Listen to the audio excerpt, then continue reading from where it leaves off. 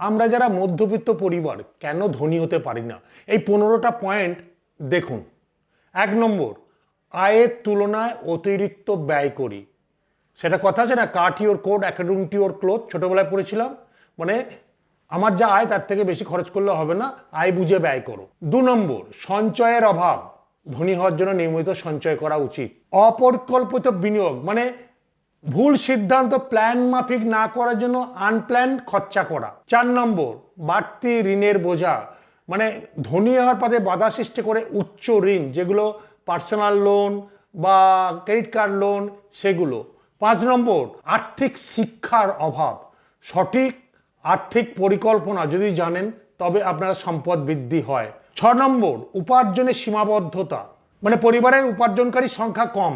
7 নম্বর, হঠাৎ বড় খরচ, চিকিৎসা বা দুর্ঘটনার জন্য হঠাৎ বড় খরচ ইন্স্যুরেন্স করা থাকে না, মানে মেডিক্লেম।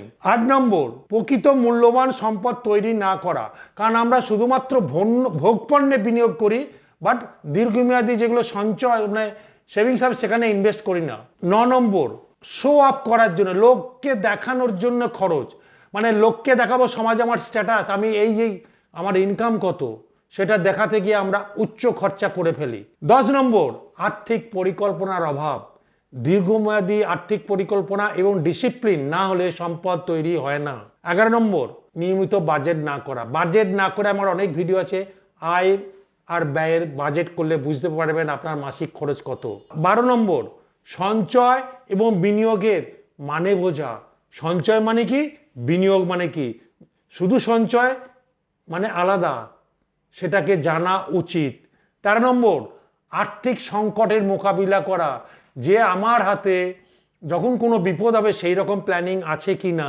14 নম্বর, নতুন আয়ের সুযোগ তৈরি করা, কারণ একই আয়ের উৎস মানে একজনের চাপের ওপর যদি ইনকাম হয় সংসারে অনেক চাপ পড়ে যায়, তো নতুন আয়ের উৎস বার করতে হয়, ওটা বাদ দিয়েও।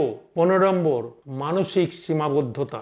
পরিবারে যদি ধনী হওয়ার উপায়গুলো নিয়ে আলোচনা না হয়, নিজেদের মধ্যে আন্ডারস্ট্যান্ডিং না হয়, নিজেদের প্রতি মনোযোগ যদি না দেয়া হয় এবং নিজেদের হ্যাবিটগুলো যদি চেঞ্জ না করা হয়, তাহলে মধ্যবিত্ত গরিব হয়ে যাবে।